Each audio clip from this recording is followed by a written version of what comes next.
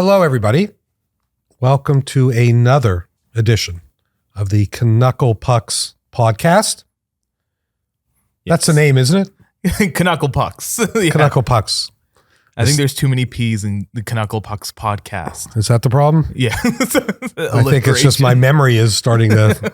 I'm getting old and my memory is all fucked up. So. Luckily, I'm here. Yes. Yeah, that's... speaking of which, I was wondering if it's okay if I do a fun little intro. Go for it. Yeah. Instead of so usually Jonathan will start off each episode with welcome to Canuckle Pucks. This is my impression of your dad, by the way. I hope it's not too bad. Welcome to Canuckle Pucks. Home of the 604 headquarters, with bands like Marianas Trench, Carly Rae Jepsen, and I'm pretty sure I'm forgetting more, but yeah, we do all that stuff. Anyways, but instead, it's 604 Records president Jonathan Simkin, myself, Isaiah Khan, but in this episode, he's Papa Simkin, because joining us today is Connell Simkin.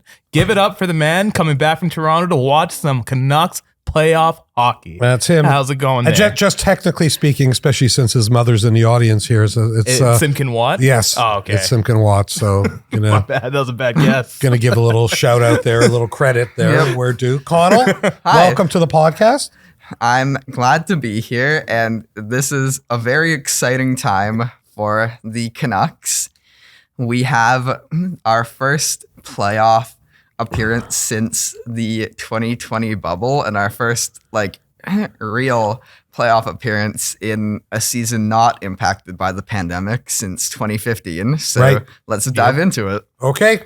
Nice, Connell. So I guess a bit of background on a few things. Connell is away at Toronto and university, has been the last year. And but in the preceding 7 or 8 years since we've had season's tickets, Connell's by far gone to the most amount of games with me. And so I got to give you credit, Connell, because when you said you were coming home to see playoff hockey, it's nice because you've been a long-suffering fan like me. Yep. And I mean, how many losses did we go to over that 7 or 8 years? Probably more losses than wins, if I had to guess. There's no probably about it. It was definitely more losses than wins. Very frustrating. And it felt like every year, we'd get to this time of year and it would just be depressing to be going to these games because they didn't mean anything and we weren't going to be in the playoffs and the future didn't seem bright and everything just kind of sucked. But kind of a different vibe now, huh? Yeah. The team has completely turned itself around in several facets, and I want to talk about that. But first, I figure we should probably talk about how we got to where we are now with the Canucks being in the playoffs and locked into a series with Nashville.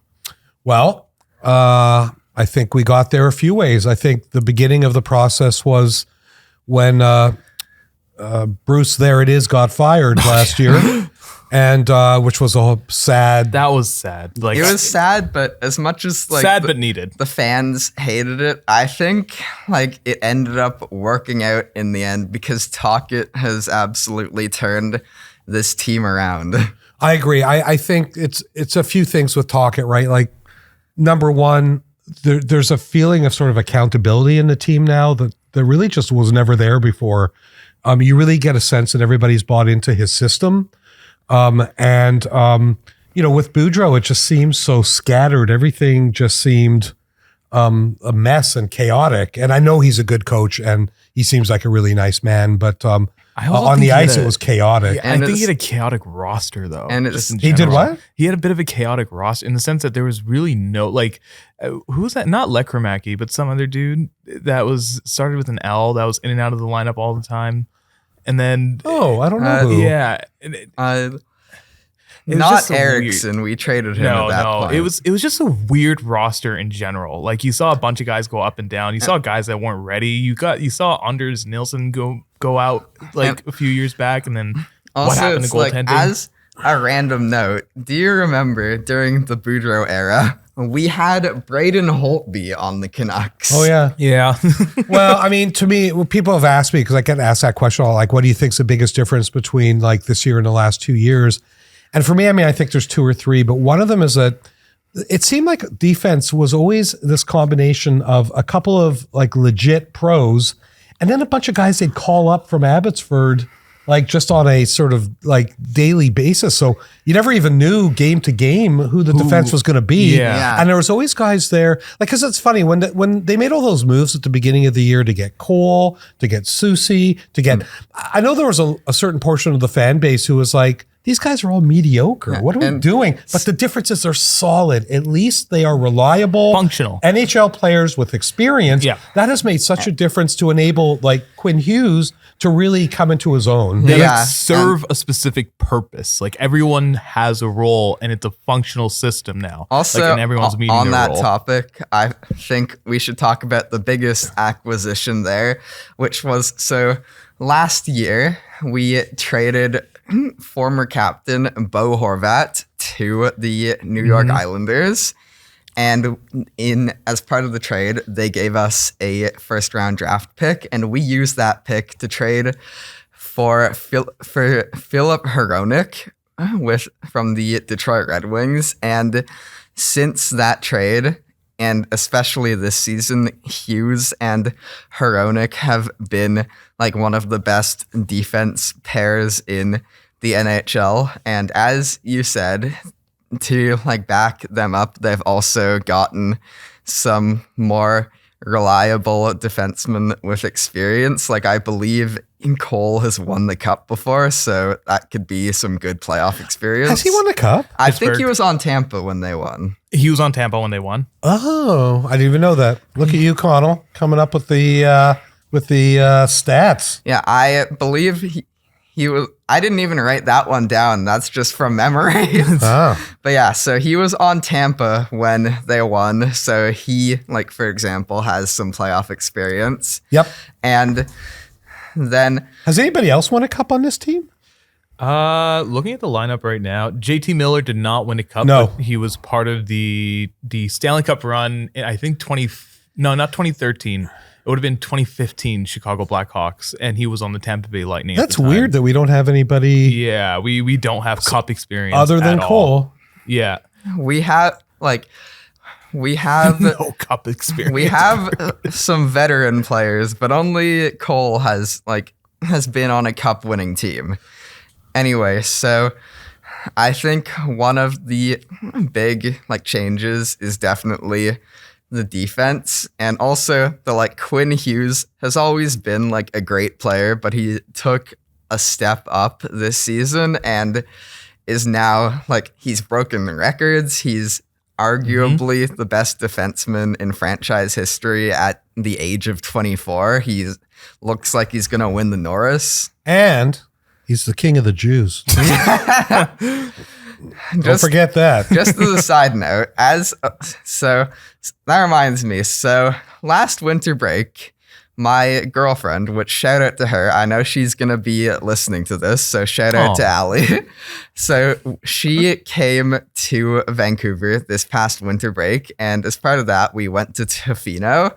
And something we would do pretty often in Tofino as a family is we would play Cards Against Humanity. Oh snap! And there was this card, and the card literally says, "The King of the Jews." And so Allie put down the card, and my mom was the one who was reading the cards for that turn, and she's like, "King of the Jews, Quinn Hughes." There you go. Well, I always tweet that. I tweeted it the last game. I tweeted it last night when he won the defenseman scoring race. When you do see Quinn at Whole Foods, are you going to be like, "Hey, you're the king of the When Jews"? I see Quinn Hughes at Whole Foods, which I've seen him there maybe 2 or 3 times, it's his body language is very leave me the fuck alone.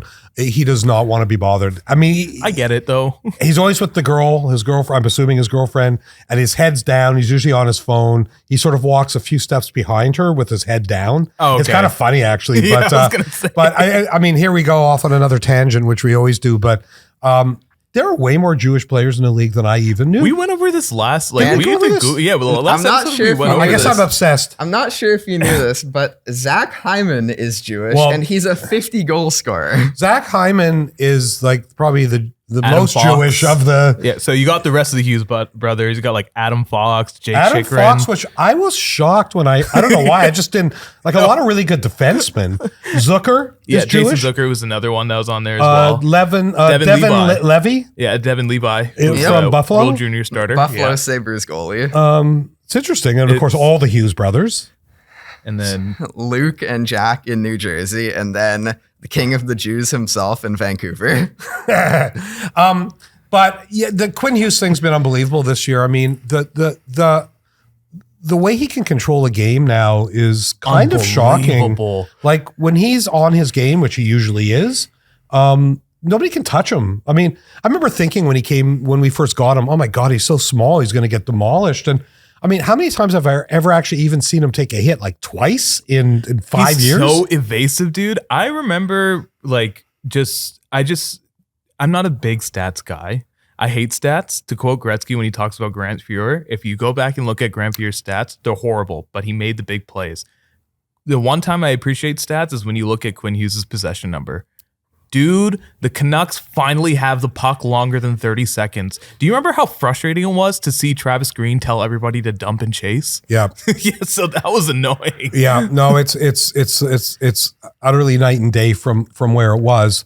Now, when did we do our last recording? Because I want to just do a recap of what games have happened since then. So the games that have happened, or actually, do you want to do a little bit more of a fun recap, a recap of some of the off-topic things we talked about as well? Go. Sure. So, Connell, prior to you coming on this episode, it's a good thing I had this one back in the memory chamber. Your dad had a needle shoved in his woo-ha, or that was number one. Explained it to everyone. The scream, the dramatics. I'm still traumatized by the story itself because it Yes. could happen to anyone. I had a urology exam that was not a lot of fun. That was addressed. And then the number two is what was meant to be a very nice acknowledgement of lead singer Kevin Marr of Fake Shark. It's his birthday on 420. Yeah. You, my Jewish boss, remembered.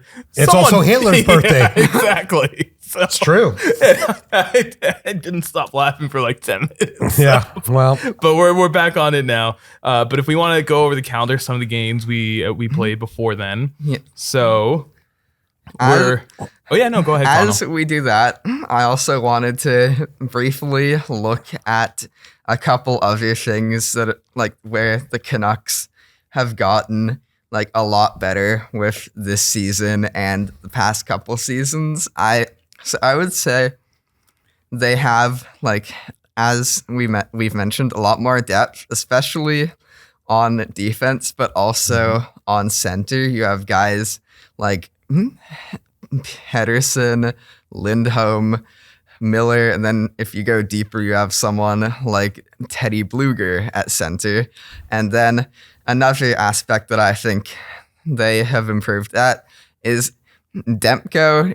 Well, he's always, again, similar to Hughes, he's always been great, but he's also having a career year. And then we also got a viable backup goalie in Yes. Casey DeSmith. Like, I don't remember if this was like a year before the season, like last season, the one before, but I remember we had like Yaroslav Halak as a backup, and he would never be very good.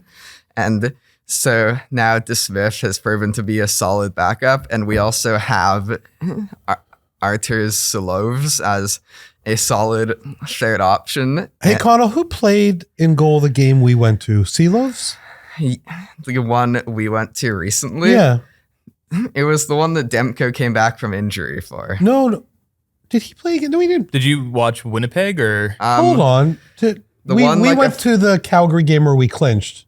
Yeah, Okay, so that you was Demko. Oh, it was Demko. Yeah, that Sorry, was I'm Demko. having a brain fart. But yeah, so anyway, we have like Demko having a career year, which I have the stats written down. I can break We need him on here for sure. I can break into it. We need you here more often. I'm gonna bring them back up when we talk about the Feel series. so dumb when you're not here, dude. I'm gonna bring it back up when we talk about the series with Nashville, but just because they all have Saros, who's also a very good goalie. Yes, Underrated goalie. But He's because inconsistent. we're talking about Demko, I'm gonna just mention his stats. So he won 35 games. He lost 14 in regulation and 2 in overtime. He allowed 2.44 goals per game, which was 5th in the NHL. So very solid. He had a .918 save percentage, which is 3rd in the NHL, and 5 shutouts, which is 5th in the NHL. So in all the important stats, he's been top 5. he probably would have been number 1 in games 1 if he hadn't gotten injured. Well, the other thing is when the NHL measures those stats, they don't put the minimum amount of games played.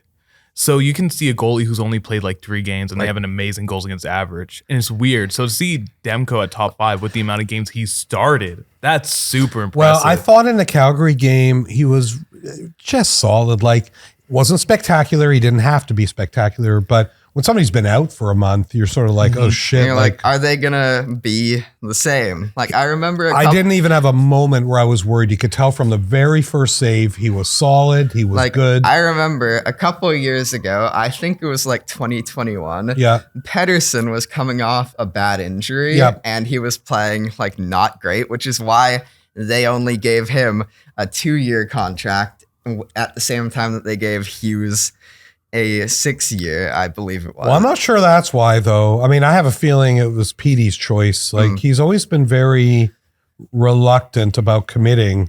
And even the way that contract went down this year was weird. I still find it weird. It was weird because of the headlines leading up to it. But I think his agent played it smart because it was both, because if you look at it, he pretty much got the same deal as Nylander. William Nylander did. Yes. So I think it's smart that his Same agent? different agents. But the thing is, obviously, with precedent and being a lawyer for 20 plus years, it's just like you were waiting to see what Nylander was going to get paid. Yeah. And then you see the value of, okay, well, Pedersen's an actual center and does a lot more, where it does the numbers like goals and assists don't show.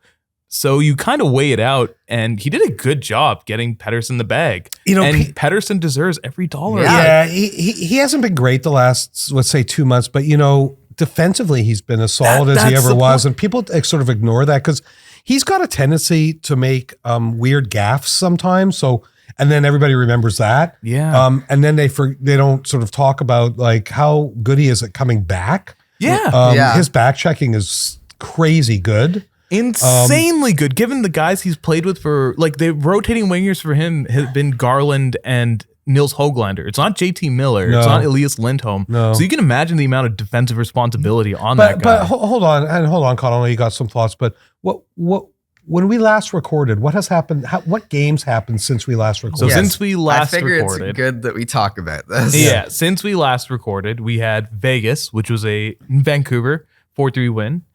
We had Arizona overtime loss. Vegas 4-3 win. That's a game I'm just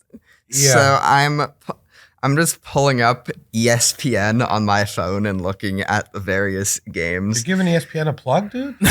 Yeah, no, they don't need it. They don't need a plug, we man. got We beat Vegas. We beat Vegas. 4-3. Miller had 3 assists in that game. And then Arizona Coyotes 4-3 overtime loss. Oh, yeah. And then we temporary road stop in Edmonton where we kicked the Oilers' ass 3-1. And I know 3-1 is not a big number, but we rotated that game where puck possession was concerned. Then we had a couple days off where we came back to Vancouver and beat the Flames Calgary 4-1 to clinch. Then to end the season, Winnipeg Jets 4-2 loss, which I didn't care much for. And who cares? Neither team. Yeah. Both those teams were resting key players. They're both playoff teams. Exactly. That's exactly it. You mentioned something earlier, though, that I wanted to ask, because we've had this debate on the show, and that was the value of Elias Lindholm. You brought up center depth. Do you think with Lindholm playing at center is much better than him playing at winger? So I kind of similar to what you were saying. I don't pay attention to the super advanced stats, but I think he is a very versatile player, and it's good to have someone that can do a bit of everything, especially with playoffs coming up where like you don't know like what the other team like is gonna throw at you. So it's good to have like depth and also guys that can do like a bit of everything. But yeah, so I would say goalies and then forward depth and defense depth have been like the main things that have helped the Canucks get a lot better this season. I've liked Lindholm. 100%. I know he's getting a bad rap a little bit because of the production's not quite there. But same thing like I was saying about Petey. Like the defense stuff is great. He's he's good on defense. He does he can help like set other guys up for goals. He does stuff that isn't really like written down in terms of like goals, assists, points.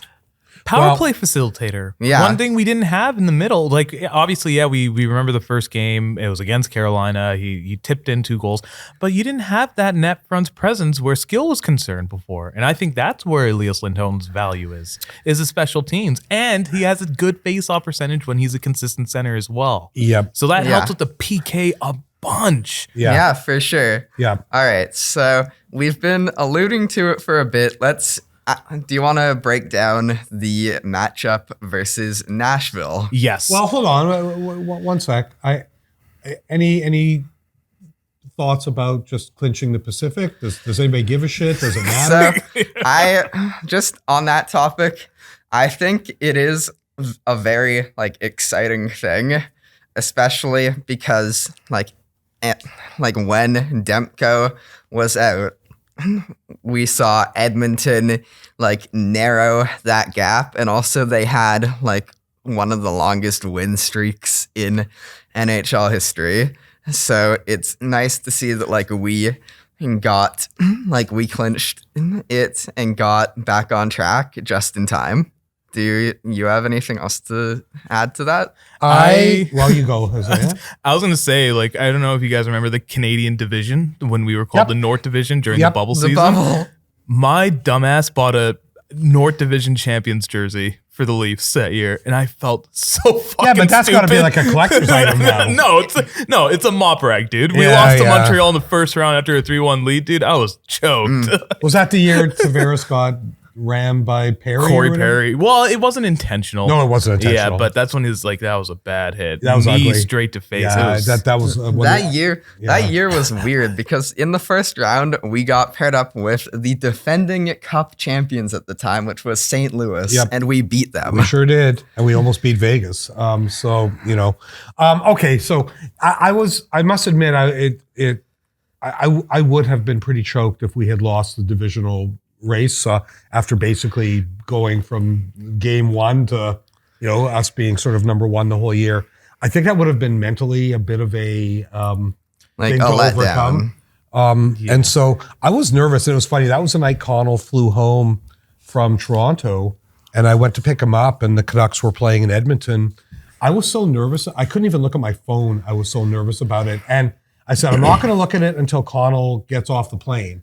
So when he texted me and said, I'm off the plane, I went and looked, and it was like a minute left, and it was 2-1, and then suddenly it switched to 3-1. And I was just standing in the airport, and I let out a yes! And everybody's looking at me like I'm insane. But I was very relieved that night. I mean, we essentially clinched that night. At the end of the day, it's very exciting that we clinched, but I think we also need to focus on the bigger goal, bringing home the cup.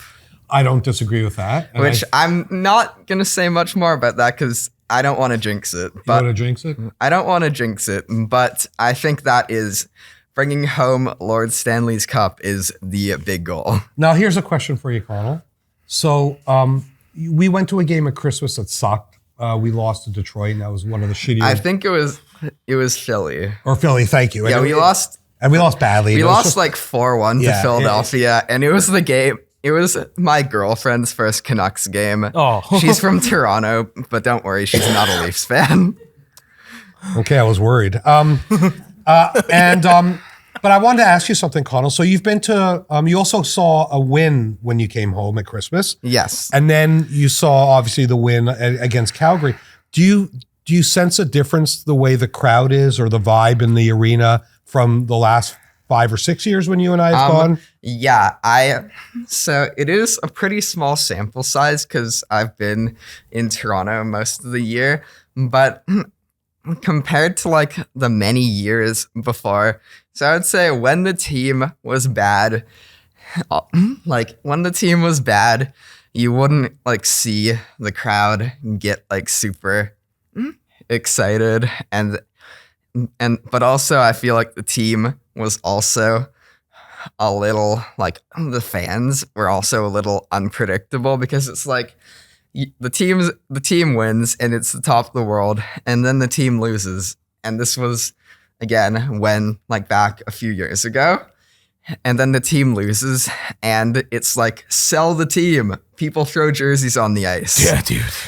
Yeah, well, people and then it's like even as recently as like the Boudreaux era, although like we didn't really play like winning hockey in that era, the fans still loved Bruce. And then when he left, like the people were pissed. And again, you saw like people yelling, sell the team, jerseys on the ice, etc. But then now it's like when in the games that I've been to, it's like I feel like people are realizing, because now that the team is good, not some game, whereas like when the team was bad, it was like every game changed how the fans were feeling. But now that the team is good, it's like, yes, it still sucks to lose, but the fans, I feel like, are looking a little more forgiving about it. Are more forgiving about it, and are looking at it in like the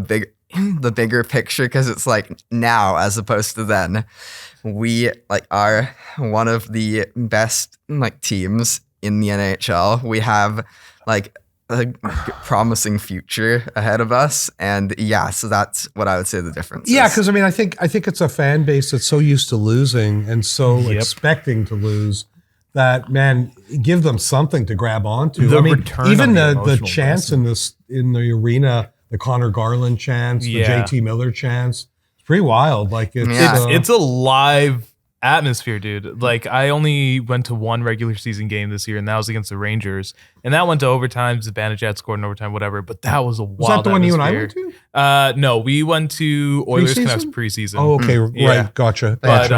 But the Rangers game, like just seeing the atmosphere in general, it feels like a return on the emotional investment this year. Sunday night, and Connell and I are going Sunday night to game 1. I mean, that's going to be off the hook. Like It's gonna be crowded. Yeah, It's gonna so, be.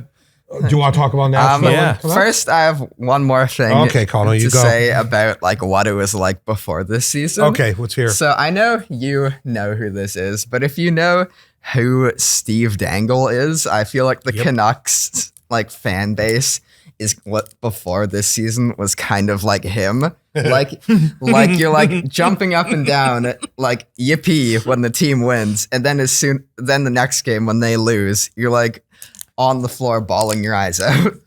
So even though he's a Leafs fan, we don't really like the Leafs. Shout out to Steve Dangle. Yeah, dude. Yeah, well, we like watching him. Although it's funny, if you go and look at his video channel, it's when they lose that the views are high. Oh, yeah, Like, dude. people want to see him losing his mind. There's people like us out there who want to see Him lose his mind. like, yeah. And so that's what I feel like the fan base of the Canucks kind of was like before this year. Like, like the team wins and you're happy. The team loses, it's the end of the fucking world. Yeah.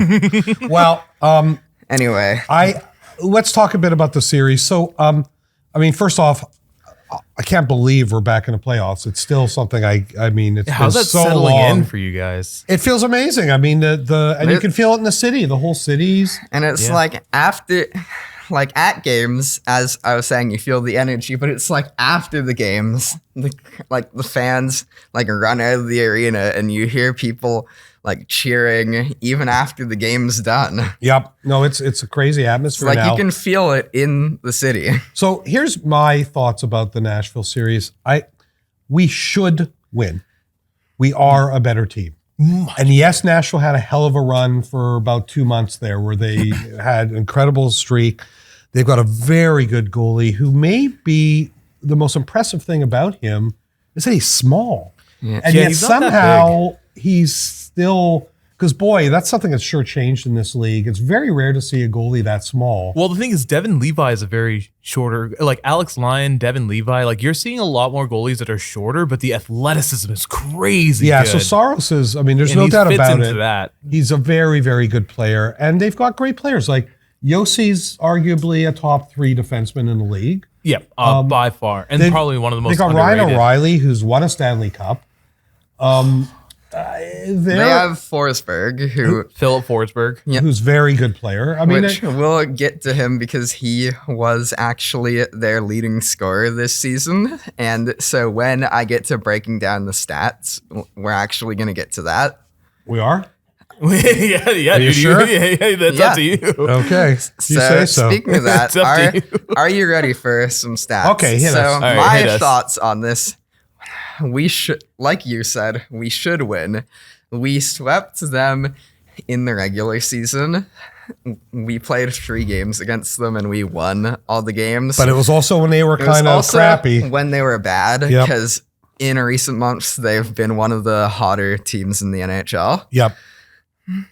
So here's some stats.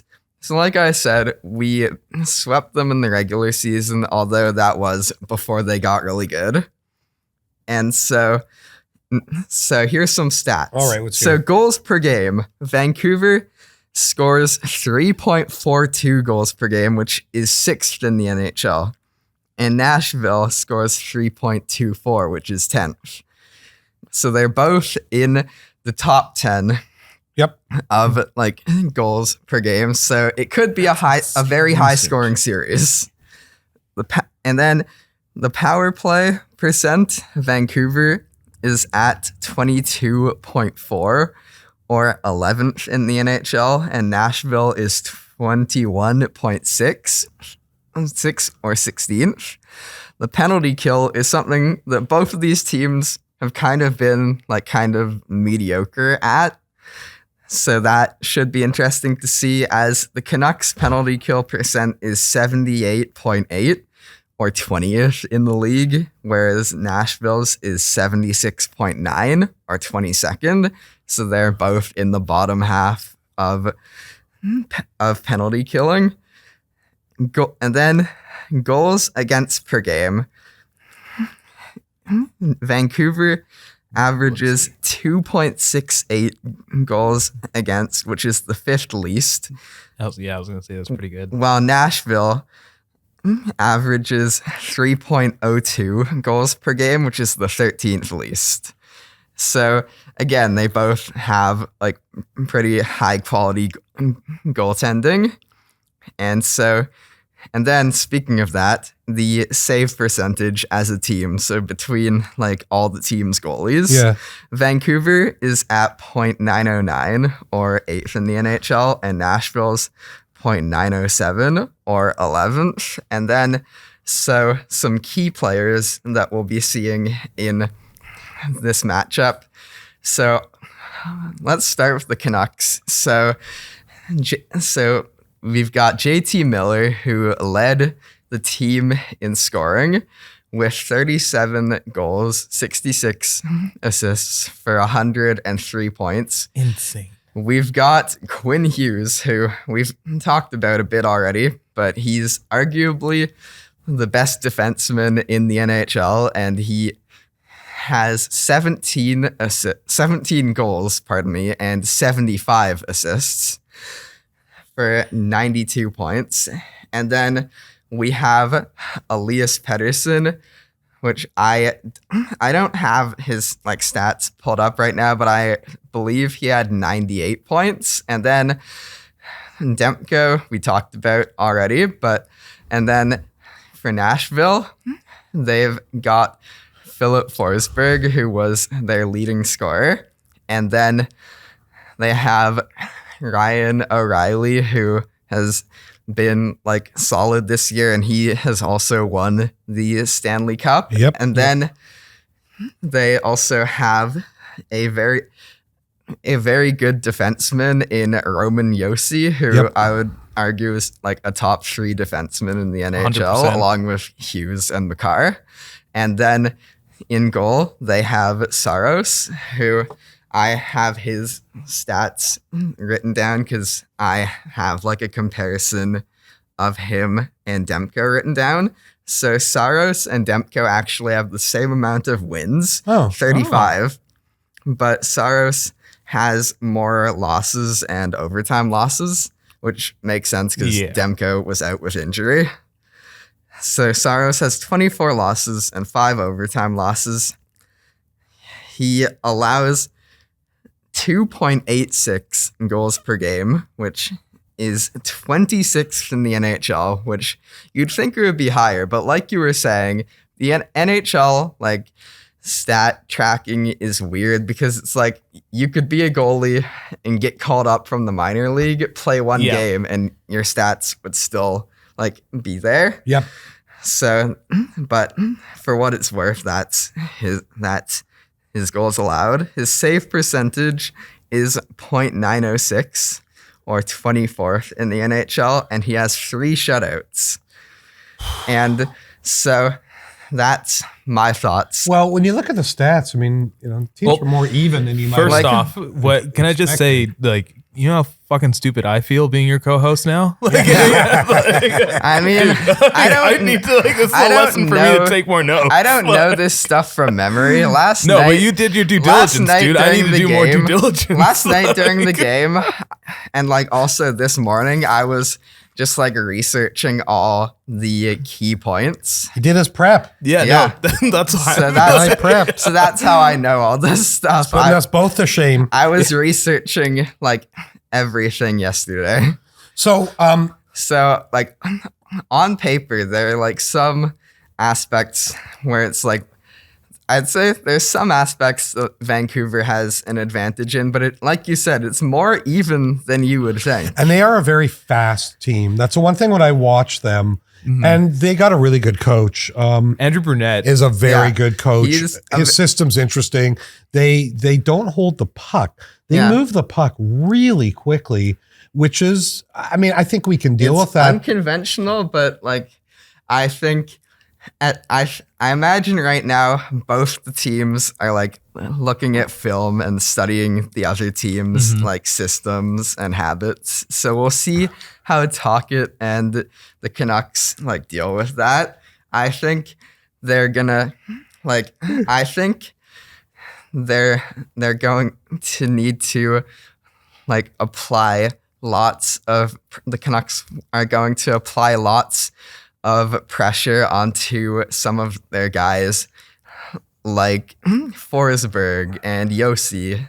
And we're a bigger team. Yeah. That's one thing I'll say. Well, because I wanted to get to that point because you mentioned both of you guys mentioned the fact that they never hold on to the puck long. Yep. So being the bigger team with our defensemen, like, these are guys where they can't be caught flat-footed aside from maybe Hronik and Hughes, they can catch up to it.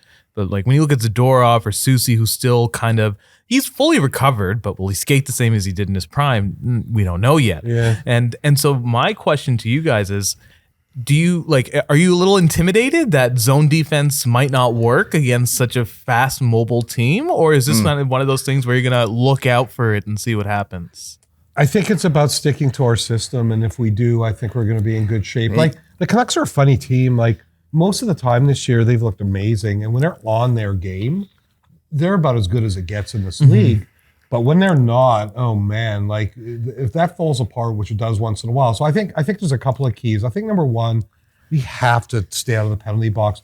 Watching that game last night, two penalties for too many men on the ice.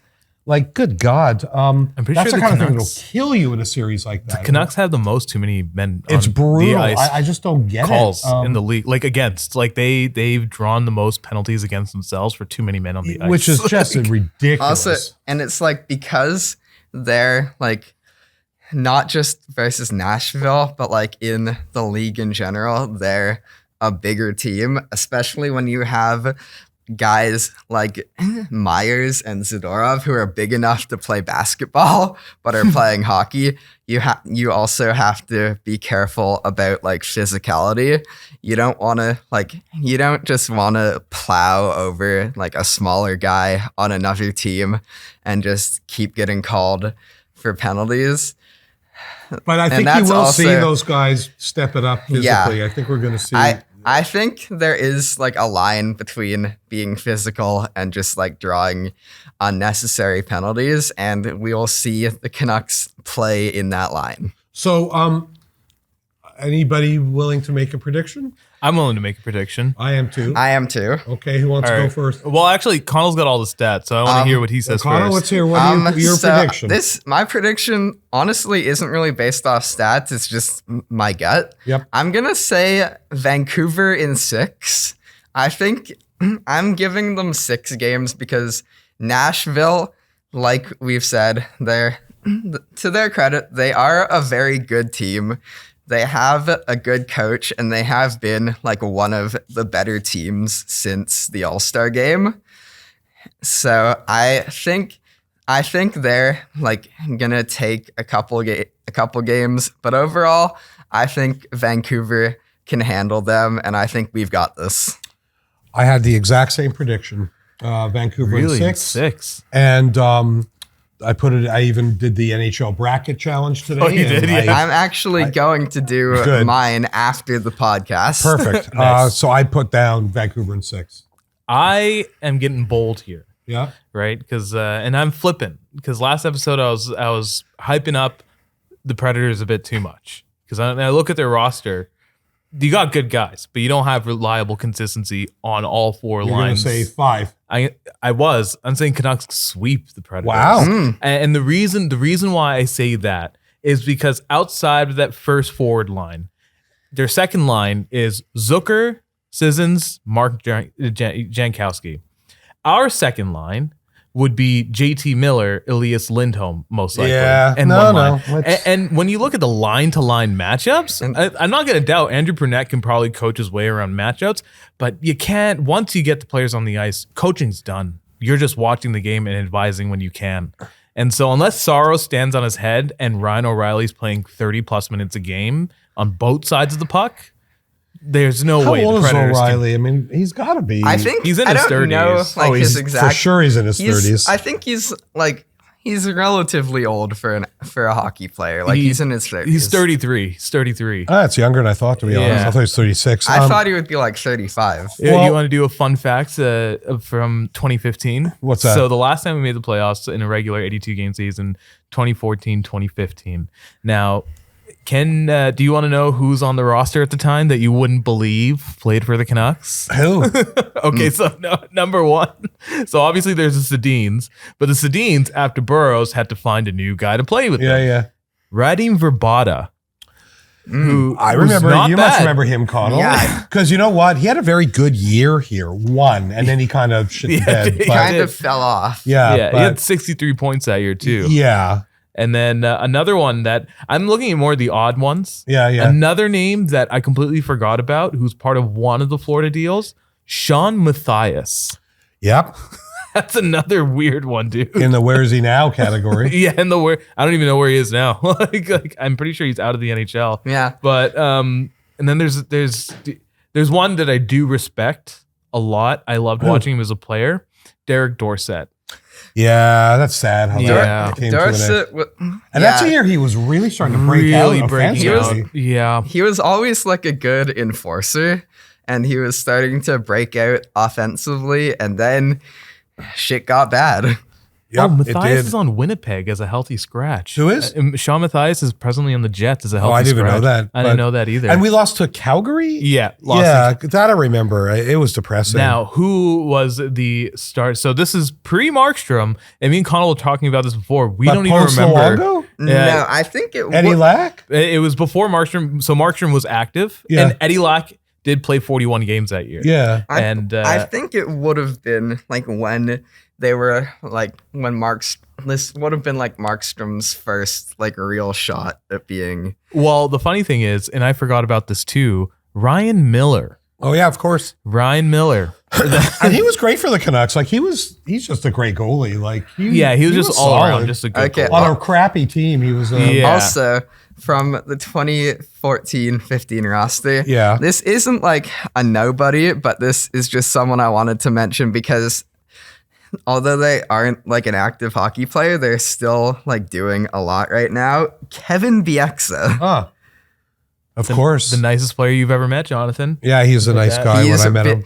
He's been working he's been working in like sports commentary. Yeah, he's Hockey Night in Canada. For Hockey Night in Canada, and I like him. He's spiced it up real well. So, I know this is mostly about Canucks, but we got to talk Leafs a little bit. Thank you. Yeah, we got to talk Leafs a little bit. I'm getting ready for the roast here from Connell. Okay, wait. Now this is where the fun stuff comes in. Coming. So Connell, you've had to live amongst, and I'm gonna say us fuckfaces because I'm one of the Toronto Maple Leaf guys. So you've had to live amongst us fuckfaces. How's that been for you? So for those who don't know, most of my family live in Ontario, and the majority of them are Leafs fans because they're from Toronto. And it got to the point where last Thanksgiving, me and my cousins got in trouble because they were making fun of me for being a Canucks fan, which look who's laughing now. You guys are playing Boston in the first round. I do not mind that, by the way. Which I'm just trying to find it. At that time, I wrote a really funny poem making fun of the Leafs. Oh no. Oh god. So if I can find it, I found it. Okay, let's hear it. All right, well, let's hear it. So as the seasons go by and by, in the playoffs, Leafs fans cry, never able to find success. Make the second round at best. Haven't won since 65, before your parents were alive. Most people who've seen them win. In time since then, they've all died. Still, Leafs fans, they all have hope. But they all must be on dope. If they think their team will win, the delusions lie within. Wow. Some heavy shit. Oh, dude, look at my I'm all the way leaning back. But yeah, just getting fucking roasted in a poetic manner. Anyway, without roasting them, because I have had to roast Leafs fans in my family my entire life. We broke the Canucks series down. Let's break their series down. I don't have the stats in front of me, but let's talk how we feel about the series. I actually think in a weird kind of way, this could help the Leafs. And I'll tell you why. I think they're a better team than Boston, or at least they're an equal team to Boston. I don't think the Bruins are in that fan base's head. And that's really the problem here is that everybody's so psyched out about playing them again because of the history. But the thing is that if they can win this series, I think they'll go deep. I actually think if they win this series, they could go to the Stanley Cup final. I agree. Imagine a Leafs versus Canucks final. Oh my god! That would be one. I don't want that, and the reason why I don't want that is because if it is some case and some reason I encounter you in the hallway after a Leafs win versus the Canucks in the playoffs, it's gonna be like, "Fuck you, you're fired." For the remainder of the playoffs. I don't think that's just cause to let somebody go. It should be, but I don't think. Maybe I'll have to go to court and argue it. But yeah, I'm good. And also, it's also, I don't live that far away from my cousins, so if the Canucks take a significant lead in the finals, I would just show up unexpected and be like, "Look who's talking now, buddy." Yeah. Well, I think that one goes to 7 games, and I honestly don't know who wins in my bracket. I also think it could go to 7 games. I think they're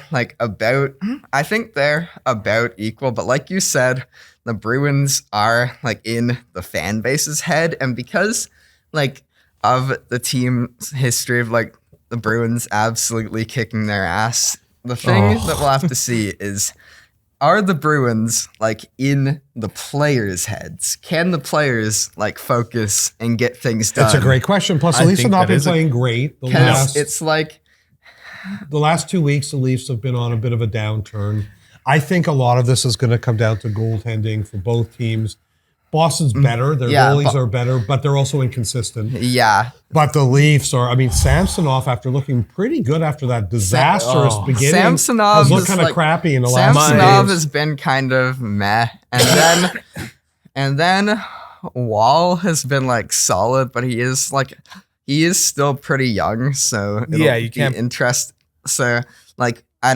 it'll be interesting to see how much they start him during playoff games. Starting to learn a lot about the Leafs fans, Connell. Are you becoming a closeted Leafs fan? No. Not telling your relatives? Come on now. Don't sure? do that. You're not a secret agent or something. No. No. I personally, you took the words out of my mouth, Connell, in that sense. I still hate the Leafs, but for the sake of this, I'm just giving them I'm gonna be objective, and these are my thoughts on them coming into. I would have been more worried for them if they had Florida in the first round. I think Florida would have been tougher for them, and I still think Florida comes out of the East. Yeah, that's my sense of it. And I could be so wrong, but boy, they're a good team. I think that it'll be interesting to see. Like I said, we know that the Boston, as you're saying, is in the fans' heads, but it'll be interesting to see can the players focus and get it done, because in the time of this current core, they've only won a singular playoff series. Fuck, this is just giving me depression. Hey, are we moving on to Isaiah's depression episode now? So it's Friday, Connell. We're going to see the first game on Sunday. Are you excited? I am. Do you think it'll be fun? I think it's going to be a lot of fun, and I think this is going to be the loudest we've seen the fans in a long time. Okay, but remember, when that Calgary game was over and we won, Connell was roasting some Calgary fans. I had to be dude, shut the hell up. I was chirping Calgary fans. I was going to get punched. They're not going to punch you. They're going to punch me. So after the game, we were walking up from our seat, and I hear this dude during the freestyles of the game. A guy wearing a Calgary jersey. This dude wearing a Calgary jersey, and he says, "Go Nashville." So he's like, "Go Nashville," and first round exit. So I'll know what I tell him. Go back to Cowtown. And then he said something. I didn't even want to. I just I didn't even know what he said. I don't know what he said. I just know it wasn't good. Was your dad still there while this is happening? Oh yeah, I was like, dude, we're getting out. I said, shut up and let's get out of here. Yeah, so no, it was. I was like, go back to Cowtown. And Yeah, the funny thing is, I actually heard that one from fucking 2011 when we went to a playoff game against Calgary, which this is an interesting story because that game is one where their coach got fined a ton of money for making I don't know which player it was, but for making a player come out and beat the shit out of people on the ice. And so at that game, we were sitting next to some guy, and he said, "Go back to Cowtown." And then 13 years later, coming up from the stands as the Canucks are as the Canucks are heading into the playoffs, I tell a Calgary fan, go back to Cowtown. Yeah, well, there you go. Okay, guys. Well, I think that's it. Let's we will be 1 week from today. We'll be recording again, and by then there will have been 3 or 4. 1 week from 3 today, games. so there would have been. We'll be 3 games into the series. Yeah. This isn't Canucks related, but there's one more.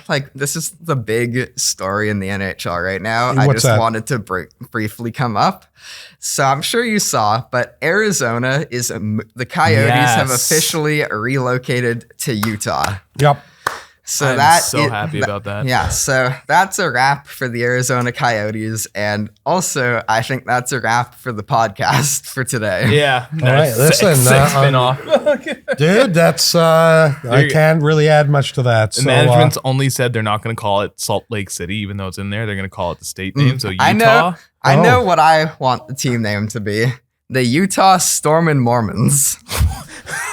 I think that's where we're going to end this one. I think that's a good way to end place it. to end it. Connell, thank you for being our guest today. That was a ton of fun, and maybe we'll have you back. And We're gonna have you back. Yeah. and to everybody listening, 1 week from today, I'm either going to be sitting here depressed as hell or excited as hell, and I guess we'll find out. Yeah, I'll we'll see come what back happens. next week. Okay, we'll see. Okay, thanks everybody. We'll see you Thank next you. week.